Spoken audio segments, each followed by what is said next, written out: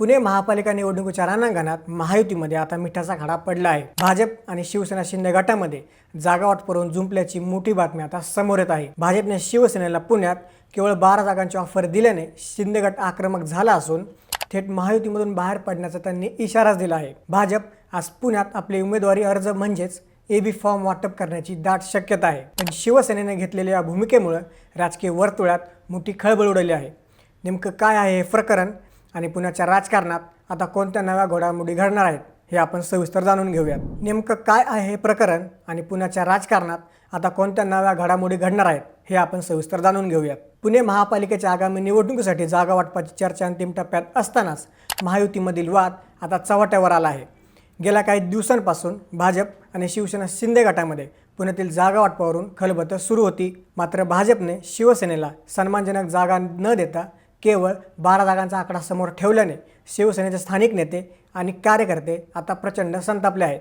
शिवसेनेने यापूर्वी किमान 25 जागांची मागणी केली होती, पण भाजपने दिलेली ऑफर पाहता शिवसेनेच्या अस्तित्वाचा प्रश्न पुण्यात निर्माण झाला आहे।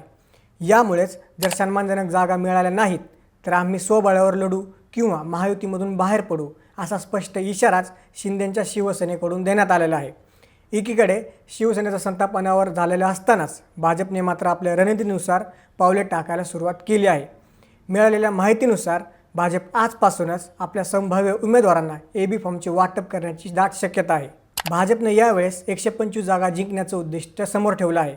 त्यामुळे त्यांनी शिवसेनेला फक्त 12 जागा देण्याची मागणी केली आहे। मागच्या निवडणुकीत भाजपने 98 जागा जिंकत पुण्यात एकहाती सत्ता स्थापन केली होती। भाजपने पुण्यातील बहुतांश जागांवर आपले उमेदवार निश्चित केले असून मित्रपक्षांना बाजूला सारून स्वबळावर बहुमताचा आकडा गाठण्याचा भाजपचा मानस असल्याचं दिसत आहे। मात्र यामुळे महायुतीमध्ये फूट पडण्याची दाट शक्यता निर्माण झाली आहे। याचा थेट फायदा राष्ट्रवादी काँग्रेसला होऊ शकतो। पुण्यात अजित पवार आणि शरद पवार आघाडी करून निवडणूक लढवण्याची दाट शक्यता आहे। त्यामुळे जर शिवसेना आणि भाजप वेगळे लढले तर याचा सरळ फायदा दोन्ही राष्ट्रवादीला होईल। पुणे हा भाजपचा बालेकिल्ला मानला जातो। मात्र उपमुख्यमंत्री एकनाथ शिंदे यांच्या नेतृत्वाखालील शिवसेनेने पुण्यात आपले संघटन मजबूत करण्याचा प्रयत्न केला आहे। अशा स्थितीत केवळ 12 जागांवर समाधान मानणे शिवसेनेसाठी अशक्य असल्याचं बोललं जात आहे। तर दुसरीकडे भाजपने जर आज खरोखरच सर्व जागांवर एबी फॉर्म वाटप केले तर महायुतीचा धर्म पाळला जाणार का हा महत्त्वाचा प्रश्न उपस्थित केला जात आहे। शिवसेनेच्या नेत्यांनी वरिष्ठ पातळीवर याबद्दल आपली नाराजी कळवली असून आता उपमुख्यमंत्री एकनाथ शिंदे आणि मुख्यमंत्री देवेंद्र फडणवीस या पेचावर काय तोडगा काढतात याकडे सर्वांचं लक्ष लागलेलं आहे।